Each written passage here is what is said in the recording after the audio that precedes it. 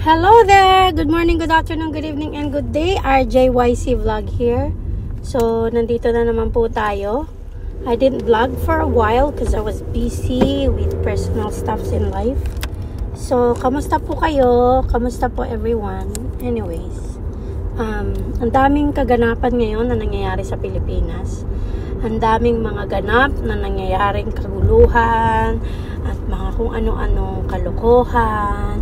Pero isa ang pinakamalala ngayon ay yung result nung dahilan ng kamatayan ni Tantoco. Yung isa sa kasama nila sa kanilang lakad sa LA nitong si Lisa Tanas Marcos. Na ayun nga, yung asawa nitong si Tantoco ay deputy appointee or empleyado ng Malacanang ay natikop yung asawa si Tantoco. At ito nga nagkaroon ng resulta sa Beverly Hills Department ng Pulisya na ang dahilan nga ng kanyang kamatayan ay dahil sa cocaine, sa Coca-Cola. Napadami siguro or what. Tapos mayroon pa yata ang underlying condition na cardiovascular, whatever that is. So yeah. At ano ang magiging interest ng tao dyan? Yun lang, mapapatunayan lang na talagang mga addictus benedictus ang pamilyang Marcos. Dahil yung nanay, ina ng tahanan sana, ang ilaw ng tahanan, ang isa sa involved. At pinagtakpan nila yan nung kinidnap nila si PRRD. Huwag nating kalimutan na nung March 8 nung natigok yang si Tantoco at March 11 naman nila kinidnap si PRRD.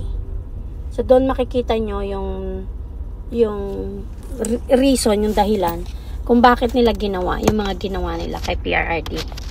Dahil yan sa nangyari kay Lisa Tanas dyan sa LA. Pinagtakpan nila yung kalokohan niya na may natigok sa mga kasama niya. Hindi nila siguro expected yun. At alam niyo naman ng mga tao, magaling yan sila nakakakuha yan sila ng mga intel nila at alam nila kung anong nangyayari. Kapag ito ay kalokohan, ay nalalaman ng taong bayan yan. Kahit nga rin kabutihan nalalaman ng taong bayan yan. So, huwag kayong papayag na ganun-ganun lang. Dahil dyan napatunayan na talagang addictus benedictus yang si Lisa Tanas, kagaya ng pagkakasabi ni Miss Cathy Binag.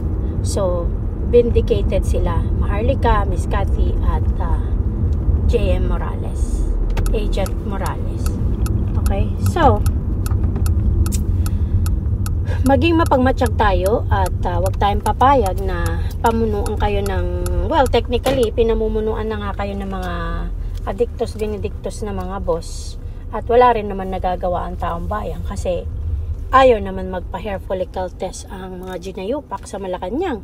Right? So, at least, ngayon, mas lalong lumawak yung katotohanan na totoong addictus benedictus nga sila. Right?